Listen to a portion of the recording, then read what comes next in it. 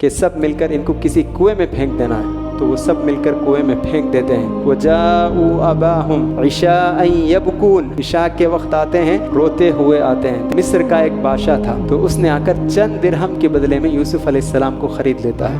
یہ میرا جو مالک ہے میرے ساتھ اچھا برتاؤ کیا ہے، میں اس کے ساتھ میں خیانت نہیں کر سکتا ہوں۔ قال رب السجن احب الی مما يدعوننی الیہ، کہ اے اللہ تو مجھے جیل بھیج دے، یہ میرے لیے زیادہ بہتر ہے۔ اگر میں یہی رہوں گا تو بہت ممکن ہے کہ میں ان کی طرف مائل ہو جاؤں گا۔ اشہد ان لا الہ الا اللہ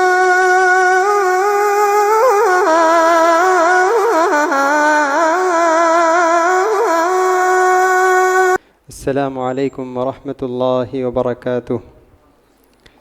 بسم اللہ الرحمن الرحیم، الحمد للہ رب العالمین، الصلاة والسلام علی رسولہ الامین وعلی آلہ وصحبہ اجمعین، اما بعد، فاعوذ باللہ من الشیطان الرجیم، بسم اللہ الرحمن الرحیم۔ لقد كان في يوسف وإخوته آیات للسائلین۔ تمام تعریفیں اللہ رب العالمین کے لیے ہیں، جو آسمان و زمین اور ہم تمام لوگوں کا پیدا کرنے والا ہے۔ درود و سلام نازل ہو ہمارے پیارے نبی محمد مصطفیٰ صلی اللہ علیہ وسلم پر، جن کو اللہ تعالیٰ ساری کائنات کے لیے رحمت بنا کر بھیجا ہے۔ محترم بزرگوں، دوستوں، پیارے بچوں اور معزز اسلامی ماں اور بہنوں، آج کی تراویح میں 12واں پارہ پڑھا گیا، وما من دابہ۔ اس میں بہت سارے قصے ہیں۔ پہلی سورت جو ہے سورہ ہود ہے، اور اس کے بعد سورہ یوسف ہے۔ سورہ ہود میں تقریباً 5 انبیاء یا 5 یا 6 انبیاء کے قصے اس سورت میں مذکور ہیں، سورت میں ہیں، اور پھر اس کے بعد سورہ یوسف شروع ہوتی ہے۔ تو میں آج کے اس درس میں ہود علیہ السلام سے متعلق 1 2 3 بات کہہ کر یوسف علیہ السلام کا قصہ ذکر کر کے اس میں ہمارے لیے کیا نصیحت اور عبرت کی باتیں ہیں، میں اس کی طرف انشاءاللہ اشارہ کرنے کی کوشش کروں گا۔ دیکھیے، سب سے پہلی بات، ہود علیہ السلام ایک بہت بڑے پیغمبر گزرے ہیں۔ اللہ تعالیٰ نے انہیں ایک قوم کی طرف نبی بنا کر بھیجا۔ یہ قوم، ان کو اپنی طاقت پر بہت ناز تھا، بہت فخر تھا۔ یہ کہا کرتے تھے من اشد منا قوہ، ہم سے زیادہ طاقتور اس دنیا میں کون ہیں؟ یہ لوگ اپنے طاقت اور قوت پر فخر کرتے تھے، اور ظلم بھی کرتے تھے، شرک بھی کرتے تھے۔ ہود علیہ السلام انہیں نصیحت کیے کہ تم ظلم مت کرو اور اللہ کے ساتھ کسی کو تم شریک مت ٹھہراؤ، لیکن یہ قوم نوح علیہ السلام کی نصیحت پر عمل نہیں کی۔ نوح علیہ السلام سے کہنے لگے، ہود علیہ السلام سے کہنے لگے کہ اے ہود، ہمیں تو ایسا معلوم ہوتا ہے کہ ہمارے جو خدا ہیں وہ سب خدا مل کر آپ کے خلاف کوئی سازش کیے ہیں، جس کی وجہ سے آپ کو کوئی بیماری لگ گئی ہے۔ ان نقول الا اعتراک بعض آلہتنا بسوء، کہتے ہیں کہ ہم تو یہی سمجھتے ہیں کہ ہمارے جتنے خدا ہیں وہ سب مل کر آپ کے خلاف کوئی ایسی سازش کیے ہیں کہ جس کی وجہ سے آپ کو کوئی بیماری لگ گئی ہے۔ تو ہود علیہ السلام نے کہا قال انی اشہد اللہ واشہدوا انی بریء مما تشرکون من دونی فکیدونی جمیعا ثم لا تنظرون۔ دیکھیے کیسا توکل تھا ہود علیہ السلام کا۔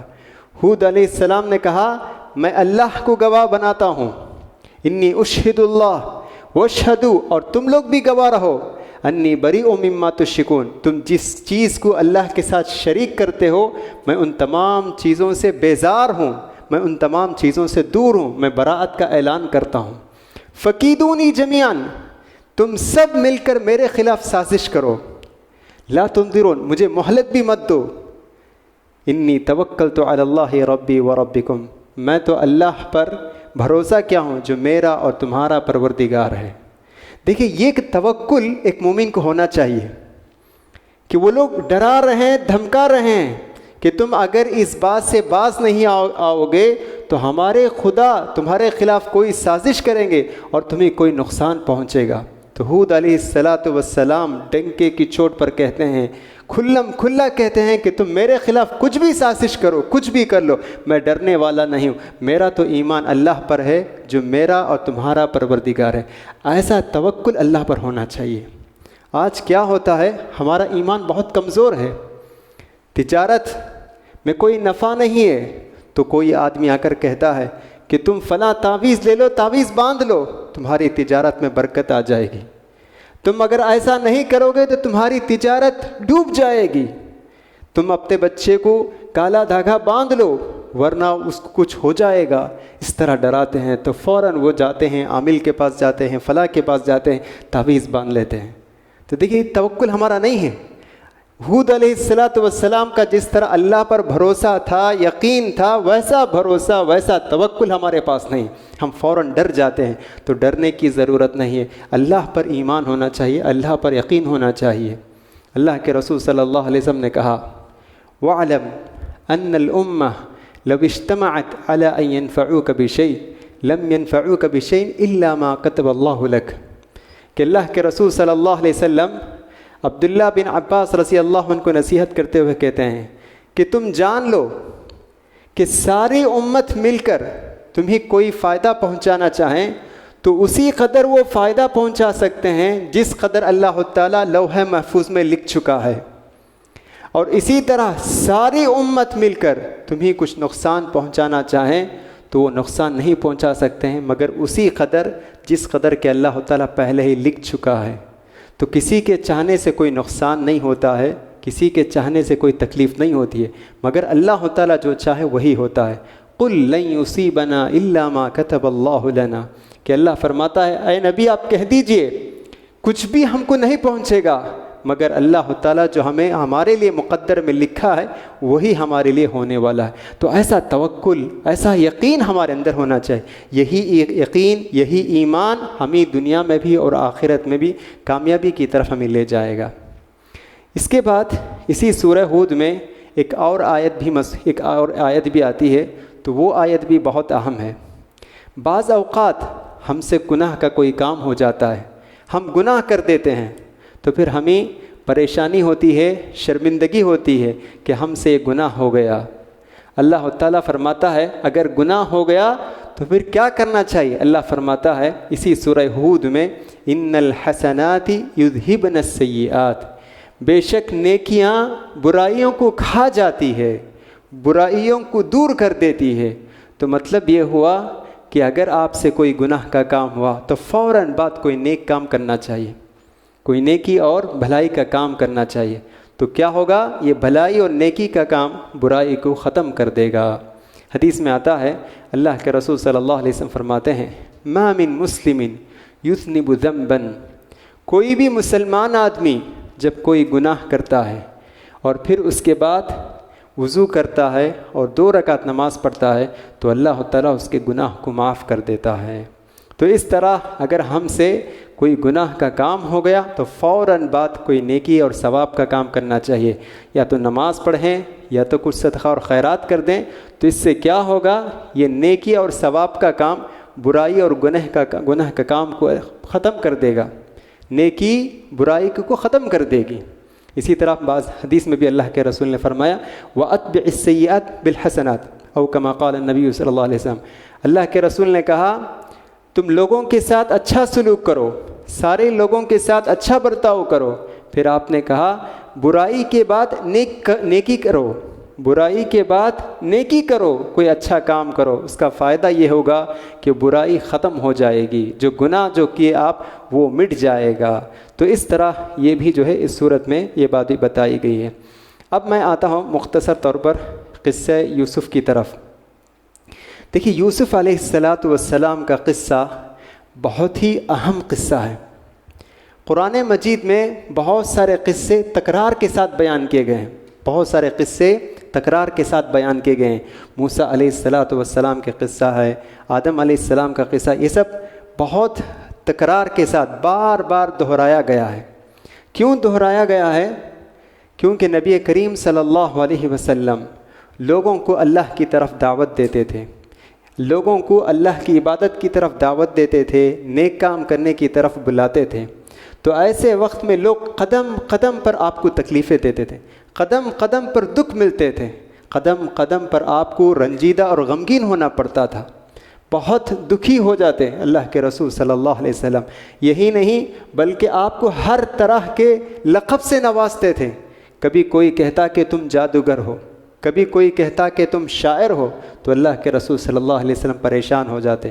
تو اللہ تعالیٰ ان اوقات میں ایسی آیتیں نازل کرتا جن میں گزشتہ انبیاؤں کے قصوں کا ذکر ہے، تاکہ اللہ کے رسول صلی اللہ علیہ وسلم کو ان قصوں کو پڑھ کر کوئی تسلی کا سامان ہو، تسلی ملے کہ صرف مجھے نہیں ستایا گیا، مجھ سے پہلے جو بھی انبیاء گزرے ہیں ان کو بھی یہی حالت ہوئی، ان کو بھی یہی سامنا کرنا پڑا۔ تو اس طرح یہ جان کر اللہ کے رسول صلی اللہ علیہ وسلم کو تسلی ہوتی ہے۔ تو اسی لیے اللہ تعالیٰ بار بار قصے بیان کیا ہے۔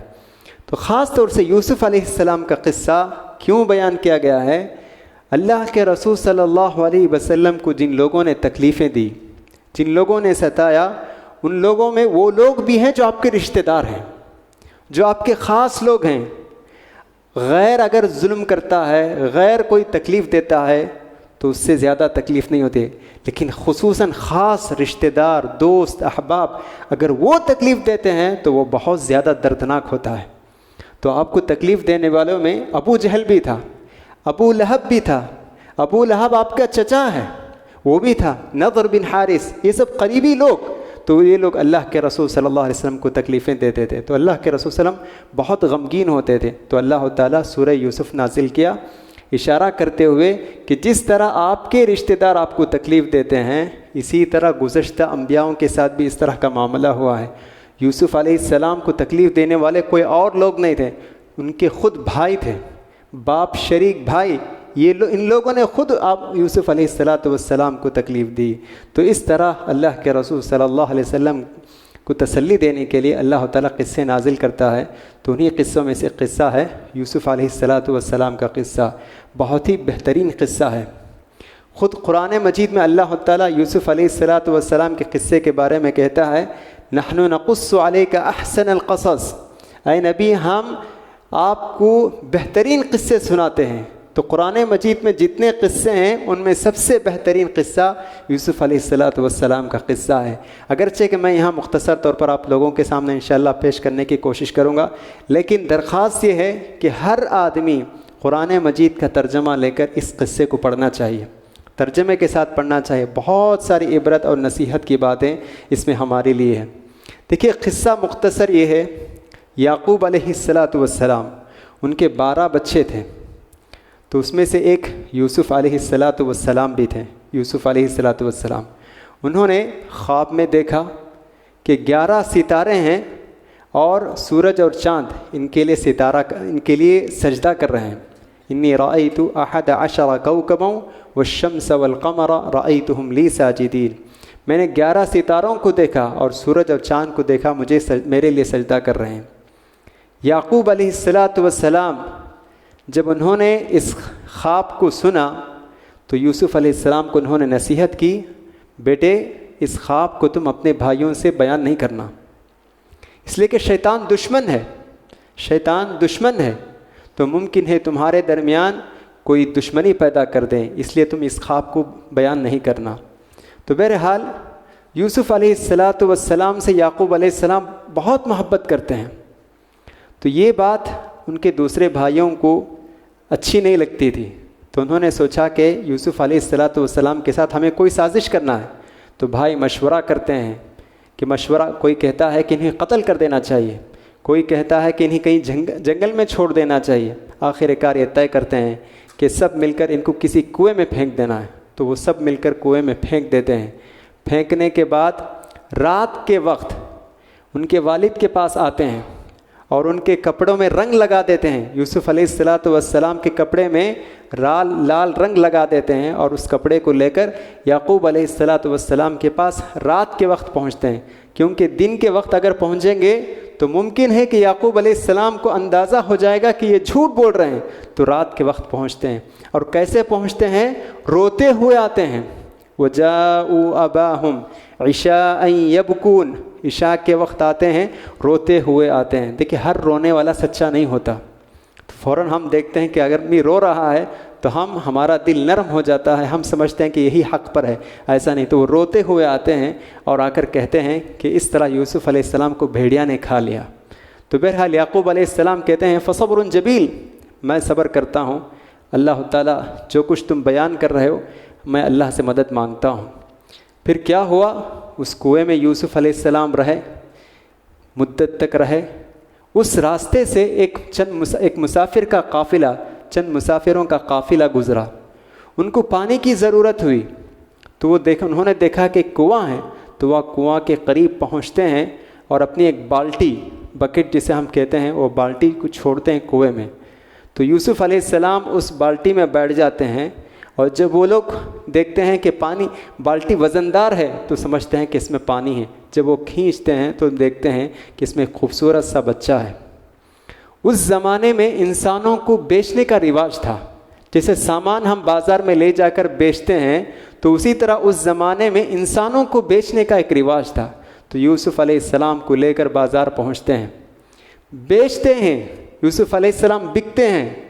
تو اس وقت مصر کا ایک بادشاہ تھا، تو اس نے آ کر چند درہم کے بدلے میں یوسف علیہ السلام کو خرید لیتا ہے، اور اپنی بیوی سے کہتا ہے کہ تم ان کے ساتھ، اس بچے کے ساتھ اچھا برتاؤ کرو، بہت ممکن ہے کہ انشاءاللہ ہم ان کو اپنا بیٹا بنا لیں گے، ہم ان کو اپنا بیٹا بنا لیں گے۔ تو ان کے ساتھ اچھا برتاؤ کرتے ہیں، شہزادے کی طرح محل میں پرورش پاتے ہیں۔ جب وہ جوان ہوتے ہیں تو ایک حادثہ پیش آتا ہے۔ وہ حادثہ یہ ہے، جیسا کہ میں نے کہا، یوسف علیہ السلام بہت خوبصورت ہے، بہت خوبصورت ہے۔ قرآن میں خود اللہ کہتا ہے کہ عورتوں نے کہا کہ وہ تو فرشتے ہیں، تو فرشتے بہت خوبصورت ہوتے ہیں، بہت خوبصورتی سے اللہ تعالیٰ ان کو نوازا تھا۔ جب وہ جوان ہوئے تو عزیز مصر یعنی مصر کے بادشاہ کی بیوی، وہ جو ہے ان پر مائل ہو گئی، ان کا دل جو ہے ان کی طرف مائل ہو گیا، بدکاری کی طرف یوسف علیہ السلام کو دعوت دینے لگی۔ اللہ کہتا ہے وغلقت الابواب، کہ اس نے چاروں دروازے بند کر لی، وقالت ہیت لک، اور اس نے کہا کہ آؤ یوسف، بدکاری کی طرف دعوت دینے لگی۔ دیکھیے چاروں طرف کوئی دیکھنے والا نہیں، دروازہ بند، اور بدکاری کی طرف دعوت دے رہی ہے۔ یوسف علیہ السلام نے کہا معاذ اللہ، میں اللہ کی پناہ مانگتا ہوں، انہ ربی، یہ میرا جو مالک ہے میرے ساتھ اچھا برتاؤ کیا ہے، میں اس کے ساتھ میں خیانت نہیں کر سکتا ہوں۔ تو یہ کہہ کر یوسف علیہ السلام رد کر دیتے ہیں، اس کا انکار کرتے ہیں۔ تو آخر وہ کہتی ہے، دھمکی دیتی ہے، اگر تم میری اس بات کو نہیں مانو گے تو میں تمہیں جیل بھیج دوں گی۔ تو یوسف علیہ السلام اللہ سے دعا کرتے ہیں کہ پروردگارا مجھے جیل بھیجتے، یہ میرے لیے بہتر ہے کہ اس گناہ سے۔ قال رب السجن احب الی مما یدعوننی الیہ، کہ اے اللہ تو مجھے جیل بھیج دے، یہ میرے لیے زیادہ بہتر ہے، اگر میں یہی رہوں گا تو بہت ممکن ہے کہ میں ان کی طرف مائل ہو جاؤں گا۔ تو آخر کار یوسف علیہ السلام جیل بھیج دیے جاتے ہیں۔ معصوم آدمی ہیں، تو اس سے معلوم ہوتا ہے کہ جیل میں جانے والا ہر آدمی مجرم نہیں ہوتا ہے۔ یوسف علیہ السلام بغیر گناہ، کوئی گناہ نہیں، معصوم ہیں، لیکن انہیں جیل بھیج دیا جاتا ہے۔ تو بہرحال جیل میں رہتے ہیں۔ تو جیل میں جب رہتے ہیں اس وقت دو آدمی جیل میں داخل ہوتے ہیں، وَدَخَلَ مَعَهُ السِّجْنَ فَتَيَانِ، کہ اللہ کہتا ہے دو نوجوان آدمی یوسف علیہ السلام کے ساتھ قید خانے میں داخل ہوتے ہیں۔ یہ دو نوجوان کون تھے؟ بادشاہ کے خادم تھے، جو مصر کا جو بادشاہ تھا اس کے خادم تھے، اس کی خدمت کرنے والے تھے۔ ان دونوں پر الزام یہ ہے کہ یہ دونوں بادشاہ کو زہر دے کر اس کو قتل کرنا چاہتے تھے۔ تو اس جرم کی بنا پر یہ دونوں کو جو ہے قید خانہ بھیج دیا گیا۔ تو یہ دونوں داخل ہوتے ہیں۔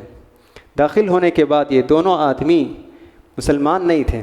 یوسف علیہ السلام سے آ کر کہتے ہیں کہ اے یوسف انا نراک من المحسنین، ہم آپ کو بہت ہی نیک آدمی سمجھتے ہیں، ہم دونوں ایک خواب دیکھے ہیں، اس خواب کا کیا مطلب ہے ہم یہ آپ سے جاننا چاہتے ہیں۔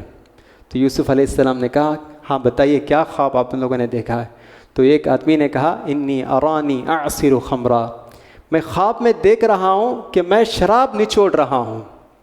اور دوسرے آدمی نے کہا میں دیکھ رہا ہوں احمل فوق رأسی خبزا، میں اپنے سر پر روٹیاں رکھا ہوا ہوں اور پرندے اس روٹی کو نوچ نوچ کر کھا رہے ہیں۔ تو یوسف علیہ السلام نے کہا کہ میں دونوں خوابوں کی تعبیر بتاؤں گا ضرور انشاءاللہ، دوپہر کا کھانا آنے سے پہلے میں اس خواب کی تعبیر میں تمہیں بتاؤں گا، لیکن اس سے پہلے میں ایک دو بات کہنا چاہتا ہوں۔ آپ نے کہا ارباب متفرقون خیر ام اللہ الواحد القہار۔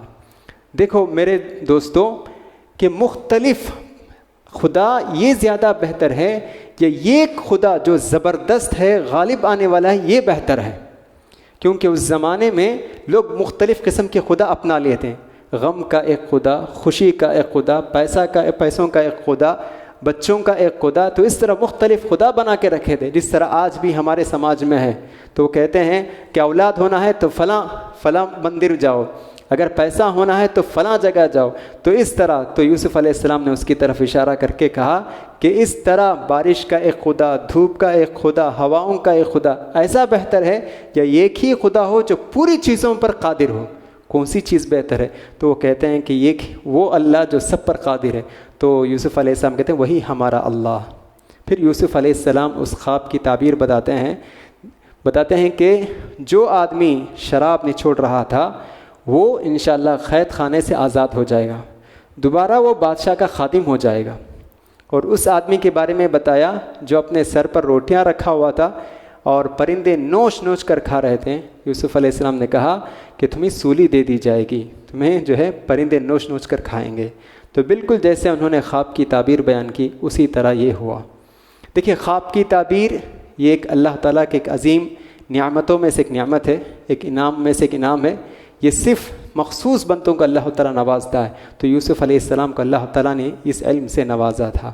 تو بہرحال یوسف علیہ السلام اس آدمی سے کہتے ہیں جس کے بارے میں کہا کہ تم دوبارہ بادشاہ کو شراب پلاؤ گے، کہا کہ تم اذکرنی عند ربک، تم مجھے اپنے بادشاہ کے پاس یاد کرنا۔ کیا ایسا ایک یوسف قید خانے میں بغیر کسی گناہ کے بند ہے؟ تو بہرحال لوگ کبھی کبھی احسان بھول جاتے ہیں۔ یوسف علیہ السلام نے اس آدمی پر احسان کیا، خواب کی تعبیر بتائی اور اس سے کہا کہ تم مجھے یاد کرنا، لیکن وہ بھول گیا۔ پھر زمانے کے بعد بادشاہ ایک خواب دیکھا۔ اس نے خواب کیا دیکھا کہ 7 ہری بھری بالیاں ہیں، پودے ہیں، ہری بھری بالیاں، اور 7 خشک بالیاں ہیں۔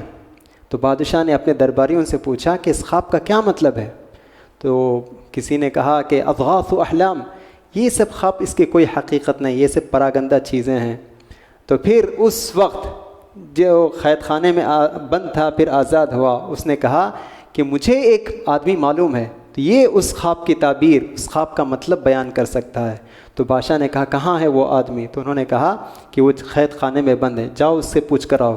تو یوسف علیہ السلام سے اس نے پوچھا، تو یوسف علیہ السلام نے کہا اس خواب کا مطلب یہ ہے کہ 7 سال قحط سالی آئے گی اور پھر 7 سال کے بعد پھر خوشحالی آئے گی، اس لیے جو کچھ تمہارے پاس ہے تم اس میں کچھ اسٹور کر کے رکھو، بچا کر رکھو۔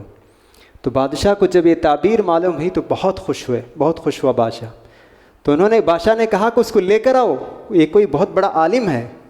تو یوسف علیہ السلام نے کہا میں قید خانے سے اس وقت تک نہیں نکلوں گا جب تک کہ مجھ پر جو الزام لگایا گیا ہے وہ الزام کی حقیقت واضح نہ ہو جائے۔ تو پھر بادشاہ جو ہے اپنی بیوی سے اور عورتوں سے تحقیق کرتا ہے، تو پھر معلوم ہوتا ہے کہ یوسف علیہ السلام بے گناہ ہیں، انہوں نے کوئی گناہ نہیں کیا ہے۔ تو پھر اس جرم کے پھر یہ ثابت ہونے کے بعد یوسف علیہ السلام قید خانے سے باہر آتے ہیں۔